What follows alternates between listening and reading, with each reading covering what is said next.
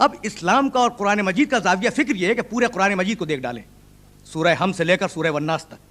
آپ کو اندازہ ہوگا کہ پروردگار عالم نے احکام پہ گفتگو کی، قصص پہ گفتگو کی، امثال پہ گفتگو کی، پرانے واقعات دہرائے گئے، سب کچھ ہے نا. لیکن اگر آپ نگاہ دوڑائیں گے تو آپ کو یہ بات بخوبی معلوم ہو جائے گی کہ سب سے زیادہ جس سبجیکٹ کے اوپر گفتگو کی گئی ہے وہ ہے کائنات. قرآن مجید میں سب سے زیادہ جس موضوع کو ڈسکس کیا گیا ہے وہ کائنات ہے. هو الذی انزل من السماء ماء لکم منہ شراب ومنہ شجر فیہ تسیمون. اللہ وہ ہے، توجہ فرمائیں، هو الذی انزل من السماء ماء لکم، اللہ وہ ہے جس نے آسمان سے لکم تمہارے لیے پانی کو نازل کیا ہے. منہ شراب، وہ تمہارے لیے پینے کا سبب بنتا ہے. ومنہ شجر، اس سے ہم چارہ اگاتے ہیں. فیہ تسیمون، اور اس چارے کو تم اپنے مویشیوں کو کھلاتے ہو. بہت توجہ فرماتے جائیے گا. ینبتو لکم بہ الزرع والزیتون والنخیل والاعناب ومن کل الثمرات ان فی ذلک لآیۃ لقوم یسمعون. اور ہم اس سے کھیتیاں اگاتے ہیں، اس پانی سے خرمے اگاتے ہیں، زیتون کے درخت اگاتے ہیں، سارے پھل اگاتے ہیں. ان میں نشانیاں ہیں ان لوگوں کے لیے جو سماعت سے کام لیتے ہیں. گفتگو نشانیوں پہ ہو رہی ہے. ہم نے پانی برسایا، ہم نے غلہ اگایا، وہ پانی تمہارے لیے سبب حیات بنا، وہ پانی تمہارے لیے بقائے حیات بنا. اس پانی نے نباتات اگائے اور وہ نباتات تمہارے جانوروں کے لیے سبب حیات بنے. ان فی ذلک لآیۃ لقوم یسمعون. ہم نے جو یہ بات کہی اس میں نشانی ہے صاحبان سماعت کے لیے. اور اب پھر گفتگو کنٹینیوس آگے بڑھ رہی ہے. سخر لکم اللیل والنہار والشمس والقمر والنجوم مسخرات بامرہ ان فی ذلک لآیات لقوم یعقلون. اللہ وہ ہے جس نے سورج کو مسخر کیا، چاند کو مسخر کیا، دن کو مسخر کیا، رات کو مسخر کیا. اس میں نشانیاں ہیں صاحبان تعقل کے لیے.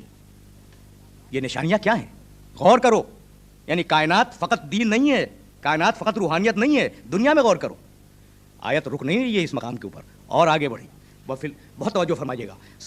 سخر لکم الشمس والقمر واللیل والنہار والنجوم مسخرات بامرہ ان فی ذلک لآیات لقوم یعقلون وما زرع لکم فی الارض مختلفا الوانہ ان فی ذلک لآیۃ لقوم یذکرون. اور دیکھو، پانی کا مزاج ایک، اس کی کیفیت ایک، زمین کا مزاج ایک، لیکن جب پودے نکلے تو رنگ برنگے نکلے. اس میں نشانی ہے صاحبان ذکر کے لیے، اس میں نشانی ہے صاحبان فکر کے لیے.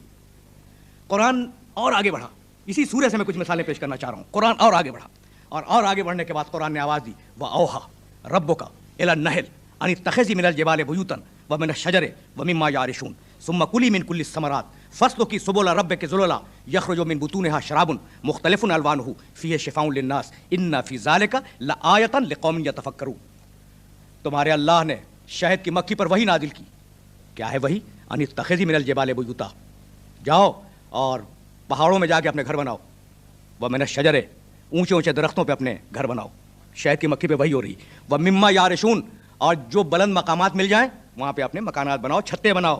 ثُمَّ كُلِي مِن كُلِّ الثَّمَرَاتِ، توجہ رکھیے گا. اور ہم نے وہی کی شہد کی مکھی پر کہ دنیا میں جتنے بھی پھل ہیں دنیا میں ان سے رس کو چوس. ثُمَّ كُلِي مِن كُلِّ الثَّمَرَاتِ، لفظ کل استعمال ہوا ہے. ثُمَّ كُلِي مِن كُلِّ الثَّمَرَاتِ، جتنے بھی پھل ہیں دنیا میں ان سے ارق کو حاصل کر. فَاسْلُكِي سُبُلَ رَبِّكِ ذُلُلًا، اور اپنے رب کی راہوں میں سر کو جھکا کر چلتی رہے. یخرج من بطونہا شراب، اس کے بطن سے، اس کے پیٹ سے ایک مشروب نکلتا ہے. فیہ شفاء للناس، اس میں ساری انسانیت کے لیے شفا ہے. ان فی ذلک لآیۃ لقوم یتفکرون، اس میں نشانی ہے ان سارے اشخاص کے لیے جو صاحبان فکر ہیں. یعنی حکم یہ ہے، توجہ فرمائیے گا، حکم یہ ہے کہ ثم کلی من کل الثمرات، جتنے بھی پھل اس دنیا میں پائے جاتے ہیں ان سب سے ارق کو حاصل کر. اب یہ تو نہیں کہا کہ جو فائدہ مند پھل ہوں ان سے ارق کو حاصل کر، جو زہریلے ہوں حاصل نہ کر. من کل ثمرات، جتنے بھی پھل ہیں ان سب سے ارق کو حاصل کر، لیکن مشروب جو بنے وہ شفا ہو. یہ ہے قرآن مجید. ان فی ذلک لآیۃ لقوم یتفکرون. ہم نے نشانی رکھی ہے صاحبان فکر کے لیے. اور سورہ لقمان میں آواز دی الم تروا ان اللہ سخر لکم ما فی السماوات وما فی الارض واسبغ علیکم نعمہ ظاہرۃ وباطنۃ ومن الناس من یجادل فی اللہ بغیر علم ولا ھدی ولا کتاب منیر. تم دیکھتے کیوں نہیں ہو کہ ہم نے آسمان و زمین کی ہر شے تمہارے لیے مسخر کر دی. اب آپ نے دیکھا اپروچ، قرآن مجید کا اپروچ. تم دیکھتے کیوں نہیں ہو کہ ہم نے آسمان و زمین کی ہر شے تمہارے لیے مسخر کر دی. تسخیر کے کل 3 نقطۂ نظر ہیں پوری کائنات میں. تسخیر کے 3 نقطۂ نظر ہیں کائنات کی تسخیر کے. آپ جانتے ہیں کہ کائنات کے سلسلے میں کچھ لوگوں نے یہ کہا کہ جتنی بھی یہ چیزیں کائنات میں پائی جاتی ہیں وہ ساری کی ساری یا دیوتا ہیں یا دیوی ہیں. ایک اپروچ ہے. اس کے مقابلے میں پھر ایک دوسرا اپروچ آیا کہ نہیں، کائنات میں نہ کچھ دیوی ہے نہ کچھ دیوتا ہے، کائنات میں جتنی طاقتیں ہیں وہ ہماری غلام ہیں. وہ عقیدہ بت پرستوں کا تھا، یہ عقیدہ سپر پاورز کا عقیدہ ہے. 2 عقیدے سامنے آ گئے نا. بت پرستوں نے کہا کہ کائنات میں جو کچھ ہے یا دیوی ہے یا دیوتا ہے، اس لیے عزت کرو. اور سپر پاورز نے، بڑی طاقتوں نے، بڑے ملکوں نے یہ طے کیا کہ زمین کے رگوں کو نچوڑو، اس کے خون کو نچوڑو، نچوڑنے کے بعد انسان کی ہلاکت آفرینی کے سامان پیدا کرو. تو انہوں نے کہا کائنات ہماری غلام ہے. تو ایک طرف کائنات کو دیوتا کہا گیا، دوسری طرف کائنات کو غلام کہا گیا. اور اب ایک تیسرا اپروچ آیا. تیسرا اور آخری اپروچ یونان میں افلاطون نے یہ بات کہی کہ یہ کائنات ہے ہی نہیں، سوچ رہے ہیں اس لیے ہے ورنہ حقیقت میں نہیں ہے. یورپ میں برکلے نے اسی بات کو کہا جو فلسفہ تصوریت کے نام سے مشہور ہے. یونان میں افلاطون نے کہا، یورپ میں برکلے نے کہا، اور ہمارے بعض مسلمان صاحبان کشف نے کہا کہ کائنات جو کچھ ہے وہ تصور ہے، اگر سوچو تو ہے، نہ سوچو تو نہیں ہے. تو 3 نقطۂ نظر ہے نا. کائنات دیوی ہے، دیوتا ہے، کائنات ہماری غلام ہے، کائنات کچھ نہیں ہے. 3 نقطۂ نظر ہیں. اب قرآن مجید نے آواز دی، الم ترو ان اللہ سخر لکم ما فی السماوات و ما فی الارض. تم نے نہیں دیکھا کہ ہم نے آسمان و زمین کو تمہارے لیے مسخر کیا ہے. دیوی دیوتا نہیں ہے، اگر دیوی دیوتا ہوتے تو ہم مسخر نہ کرتے. توڑ دیا. پوری اپروچ جو تھی دیویوں کی اور دیوتاؤں کی، اسے توڑ کے پھینک دیا کہ اگر یہ دیوی اور دیوتا ہوتے تو ہم تمہارے لیے انہیں مسخر نہ کرتے. دوسرا اپروچ کہ کائنات ہماری غلام ہے، ہم اس کے رگوں سے خون نہیں چھوڑیں گے، ہم ایٹم بم بنائیں گے، ہائیڈروجن بم بنائیں گے. جواب دیا الم ترو ان اللہ سخر لکم. تم یہ غور کیوں نہیں کرتے کہ تم نے خود مسخر نہیں کیا ہے، اللہ نے تمہارے لیے مسخر کیا ہے. تم نے مسخر نہیں کیا، اللہ نے تمہارے لیے مسخر کیا ہے.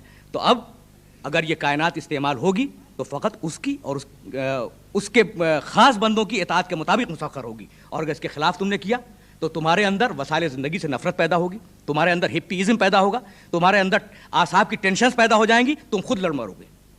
اور اب تیسرا اور آخری تصور کہ کائنات کچھ نہیں ہے. کیسے نہیں ہے کائنات؟ ابھی جو اتنی ساری میں نے آپ کے سامنے آیتیں پڑھی، ان میں نشانیاں ہیں صاحبان فکر کے لیے، ان میں نشانیاں ہیں صاحبان ذکر کے لیے، ان میں نشانیاں ہیں صاحبان سماعت کے لیے، ان میں نشانیاں ہیں صاحبان عقل کے لیے. تو اب ظاہر ہے کہ جو عقل مند ہوگا، جو صاحب سماعت ہوگا، جو صاحب ذکر ہوگا، جو صاحب فکر ہوگا، وہ اس کائنات کو فقط اور فقط تصور تو نہیں کہہ سکتا.